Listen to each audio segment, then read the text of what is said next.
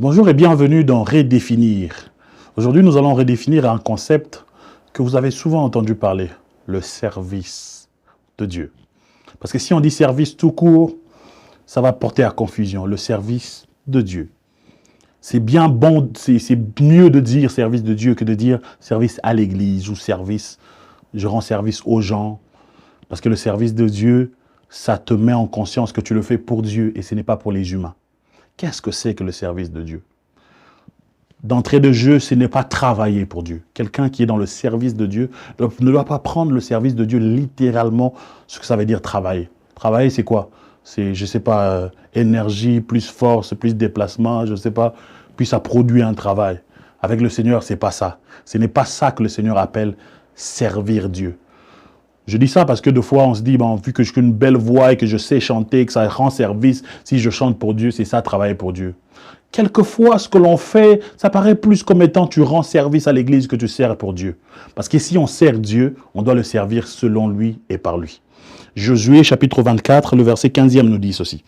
Il dit à ses compatriotes, il dit, « Et si vous ne trouvez pas bon de servir l'Éternel, choisissez aujourd'hui qui vous voulez servir, ou les dieux que vous servez vos pères au-delà du Jourdain dans les fleuves, des dieux des Aboréens, dans les pays desquels vous habitiez. Moi, quant à moi et ma maison, nous servirons l'Éternel. » Et quand il était en train de parler de cela, la connotation qu'il donnait à servir Dieu, ça n'avait rien à voir avec offrir un service au Seigneur. Ça avait trois directions. La première des directions que servir Dieu avait, c'est la direction de être assujetti par Dieu. Parce qu'on vit dans une époque où tout le monde avait des divinités. Il y en a même qui étaient des polythéistes. Ils avaient beaucoup de divinités et ils considéraient ces dieux comme étant le guide de leur peuple. C'est-à-dire ils étaient soumis à ce Dieu-là. Quand il dit servir Dieu, c'est-à-dire ils devaient demander la permission à ce Dieu quand ils devaient faire des choses. Et il y en a qui pouvaient être assujettis comme ça à des divinités qu'ils ne vivent même pas, que eux-mêmes ils ont créé de leurs mains. Mais le mot assujettir, c'était vraiment qu'ils étaient soumis. Vous imaginez qu'ils étaient capables de pouvoir tuer des gens qui, dans leur pays, priaient d'autres dieux que leur Dieu. Pourquoi? Parce que c'était comme ça, c'était sacré. Autant que les Israélites étaient en train de sacraliser, servir Dieu, autant aussi les autres nations étaient en train de sacraliser leur divinité. Et servir Dieu avait cette connotation d'être assujetti par Dieu. Ne peut pas prétendre servir Dieu celui qui n'est pas assujetti par Dieu. Être assujetti par Dieu, c'est dépendre de lui. Être assujetti par Dieu, c'est d'avoir l'autorité de Dieu sur nous. Aujourd'hui, nous servons Dieu selon nos penchants, selon ce qui nous plaît. Et c'est très...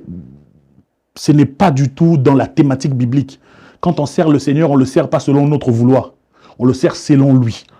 Donc la première connotation de servir Dieu, c'est être assujetti par lui. Lui obéir à ses commandements, être assujetti par lui.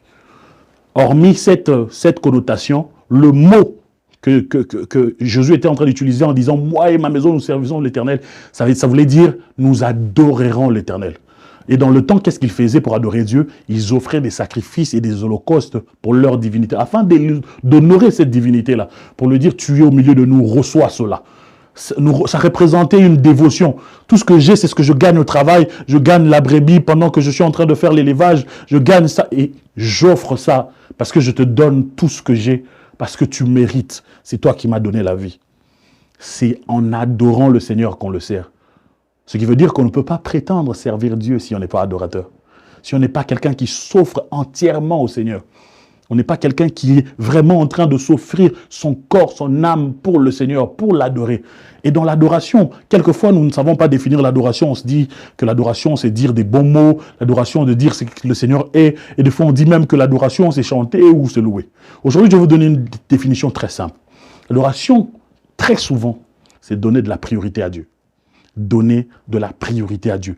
Quelle priorité le Seigneur a dans votre temps, dans votre travail, dans votre manière de faire, dans votre langage, dans votre manière de parler, dans tout ce que vous vivez, dans votre mariage, dans tout ce que vous avez comme association. Quelle place le Seigneur a? On peut savoir, on peut sentir que celui-ci est un adorateur quand le Seigneur a de la place dans tout ce qu'il fait. Et il n'y a rien qui devient une divinité ou il n'y a rien qui devient un idole. Parce qu'à chaque fois que l'on donne plus de priorité à autre chose, on lui donne la place de Dieu. Et la troisième orientation qu'avait ce mot « servir Dieu » que Josué a utilisé quand il a dit « Moi et ma maison, nous servirons l'Éternel », c'est maintenant l'orientation où nous nous offrons pas seulement nos sacrifices, mais je m'offre moi-même. C'est maintenant les sacrifices de temps, d'énergie. C'est dans ça qu'on peut placer les travails. C'est dans ça qu'on peut placer ce que nous pouvons faire, l'excellence, faire des efforts pour pouvoir aller un peu plus. C'est dans ça, c'est cette troisième connotation-là. Si c'est pour Dieu, alors ça doit avoir de la qualité. Alors ça prend un travail, ça prend de la perfection, ça prend de pouvoir donner de l'énergie, du temps et de donner de l'intelligence afin que le Seigneur puisse être glorifié. Il ne faudrait pas mélanger les choses. Si c'est simplement travailler, alors le Seigneur ne reçoit pas toute la gloire. Il faut qu'adorer soit dans le service et il faut que vous soyez assujettis à l'autorité de Dieu. Que le Seigneur vous bénisse.